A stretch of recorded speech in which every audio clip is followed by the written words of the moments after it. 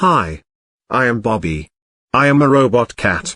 Welcome to episode 4 of your community news. First, some updates. In light of a recent issue with a stalker, and my intent of providing quality content in a more timely manner, my Patreon shall cease to exist. I am unable to issue refunds as the creator, however, I encourage those of you who paid in for December to request one. I shall be adding more features to YouTube memberships in place of this form of support.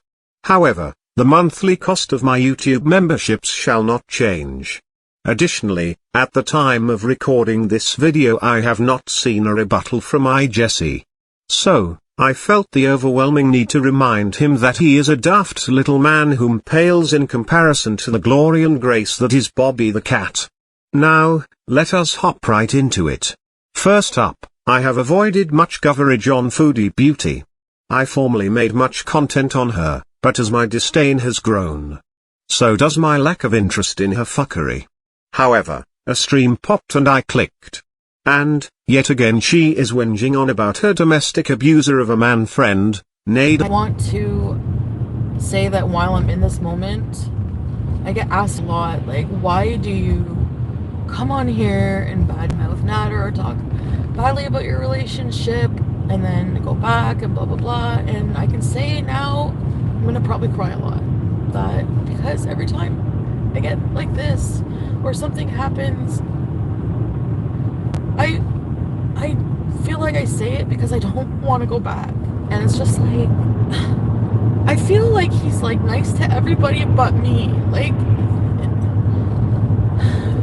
I don't know, like, I think I just realized, like, today, it's a horrible feeling. Like, you could scream that I'm the type of person, and I hate this, but I'm like, not teachable because I'm fucking stubborn. And like, when people try to help me or tell me things, it's like I don't hear it, like I don't believe it.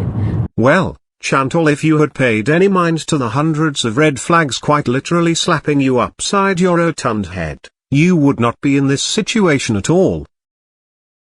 Moving on, the feud between Roadhog and Real Entertainment News continues to be fanned by the love of drama, only creating more fires we shall never put out in our lifetime.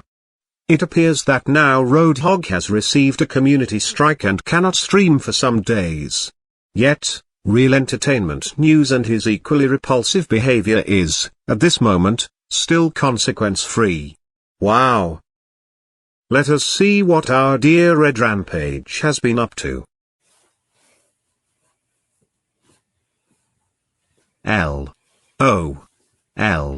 Well, aside from her cryptic community tab posts acting as if she dodged a cult in her former alliance with Steve McRae, she is quickly discovering that not a soul truly had interest in her unless she was entertaining them at her own expense.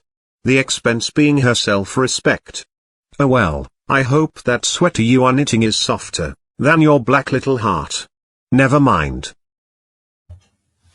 I mean, if anyone has any questions, but no one is really here, you know. No, I did not mess up the video again. Not like usual. I had it on mute on purpose because I'm waiting for anyone. I'm just crocheting and waiting for anyone to come in and ask me a question. And I saw you say that. So I just wanted to say that, but I'm going back on mute now. And Erin of EKC People Suck is reopening the can of wax that made large allegations against many, including Steve McRae, and then blatantly denied it, despite it being on video. In detailed upload, Erin goes over the now deleted live stream and makes many good points. Ultimately, however, it will fall on a deaf lump of wax. The old bird just does not seem to be willing to admit that she may have lied, in a childish attempt to feel a sense of belonging. At least she has Lil Red Adderall Lanny on a Duggar train as I've not seen before. And this is impressive. She is uploading several videos a day, with blatant speculation called fact. All from this anonymous source of hers. She is also posting to Instagram at an alarming rate. Where in the world will this woman focus, if not for Duggar T? We shall see. In other Big Bird news, in light of Sophie Long news, Catherine Joy is taking this new opportunity to rewrite history. If you recall, roughly 1 year ago she publicly called the child a brat several times, and has denied and admitted it since then. Apparently she still has not grasped that the internet is indeed forever. Never mind. In a recent statement, she said this: "I covered the Sophie Long case from the beginning. I was the first person with a platform to question the narrative put out by Michael Long. I first watched the viral video and something about the video felt off. The editing was too perfect. Everything seemed controlled or scripted.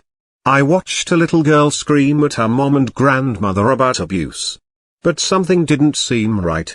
I felt for the little girl. Clearly, she was upset, but the video didn't make sense. Then I started researching for the truth. I learned the father had a history of false allegations of drug use, mental instability, domestic violence, and mental abuse against his ex-wife. During a live stream, I read a comment someone left that said something like, 'Part of me thinks she is acting like a brat.' I read the statement out loud and I thought about what they said. It did seem like she was pitching a fit. Her outburst reminded me of my own child when he didn't get what he wanted. Immediately I was accused of calling a child a liar and calling her a brat. That followed me for months. But I never said she was a brat. Instead, I refused to see the obvious lie and accept the lie as a truth. Sophie was coached to believe her mum's ex-fiancé abused her. The abuse never happened. Her father coached her for months about how to act at custody exchanges. She had done the same thing 4 other times. Last night I was told that video was sent to Sophie's mum. When the whole world was against Kelly, I was the one person that stuck my neck out and questioned Michael. My source said it was the first time Sophie's mom felt any hope in months. People were sending her death threats. She was in protective custody and everyone believed she abused and trafficked her child based upon her ex's brainwashing of Sophie. By me calling out that it looked like a fit, I was told Sophie's mom felt seen. She felt like someone believed her and that she could keep fighting for Sophie. Speaking the truth isn't always popular, but it's necessary. I had no clue her mom saw the video, but I'm glad she didn't give up and that my support kept her going. I am so glad Sophie is finally go.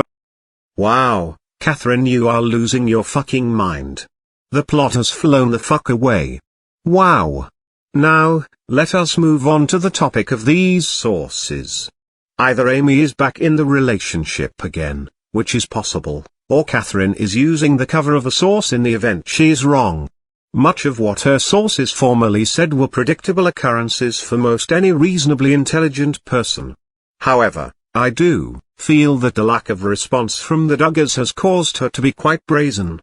Will the day come when she finally gets a legal reply from this family? In the meantime, she is now using the source to make multiple videos per day, informing viewers of aspects of the personal lives of the girls, and claiming speculation on their feelings on topics as 100% fact. Let us have a look. It's Katie from Without a Crystal Ball. It's Monday, December 13th, and it's time for an update on Blessa. Blessa. I am not quite sure what is happening here. I do not like this at all.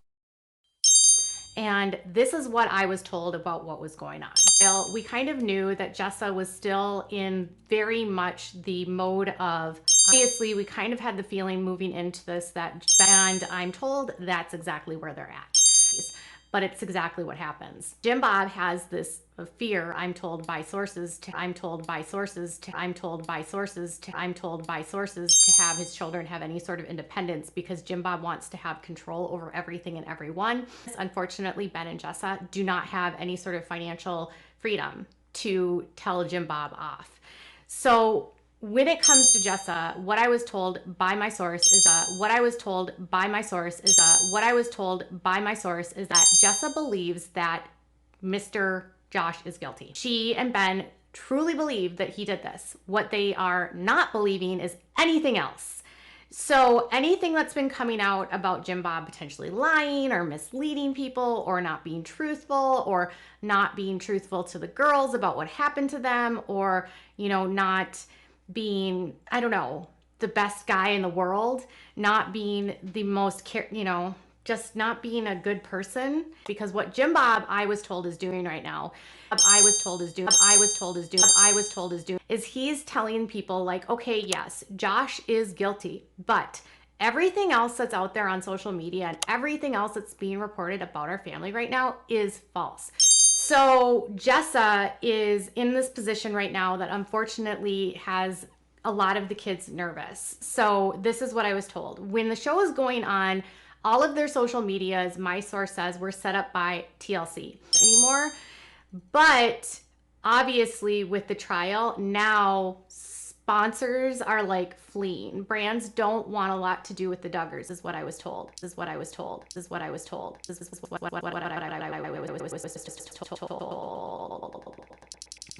kind of stuff. So Jim Bob is very aware, I'm told, that Jessa has the largest audience on social media and the most influence. So he's very unwilling to sort of let go of that, because that gives him sort of an avenue to promote whatever it is that he wants through Jessa. Jessa does not have a lot of control. I was told about what she posts. She might post some things on her own, but for the most part, I was told that Jim Bob kind of directs now what the kids put on their social media. So her like innocent kind of posts are really not that innocent. It's like Jim Bob has an agenda that he's trying to get out there to sort of move on. And this is what I was told, is that this is kind of how the IBLP works. Like once something really tragic happens, you don't get time to wallow in it. You don't get time to fester in it. You just have to keep going. So Jessa, now there's fear financially, because now brands, I'm told, are not like knocking down the door for sponsorships. So if Ben and Jessa wanted to do things right, you know, Ben would go out and get a job, or she would go out and get a job. I mean, it's 2021. Y'all, women can work. What my source basically said to me is that none of the kids that were underneath Jim Bob's control had a plan B. They literally did not have a plan B. They didn't have an idea about what would happen after the show ended. So Jessa is not inclined to speak out against her parents because, one, Ben doesn't have income that can support the 4 kids at this point. Doesn't know that Ben's doing as much for Jim Bob and Michelle. I think he does some tutoring, but he also has his church that he's working at. So when you watch Jessa, just remember this, that everything that she's posting is a reflection of her father. And what she's posting is at direction of her father, or she knows would not anger her father. So that is Jed. Jed, who's gonna follow dad's direction for the boys, and Jessa, that's gonna follow dad's direction for the girls. And Jessa does no plans at this point to break free. Ben, I was told, just doesn't have the drive to work in the work that the boys do. Everyone else has to have a job and get sturdy, and all these boys, they work in construction or whatever it is that he does. Ben just doesn't like to do that, my source says. He's more like academic, and he doesn't want to get dirty. And Catherine, how much more shite have you got shoved up that speculative ass of yours? Wow. This is quite a lot of harmful speculation you are producing on your mentally unstable assembly line. My very reliable source tells me that you are a horrid, sick, little urchin with absolutely no moral compass.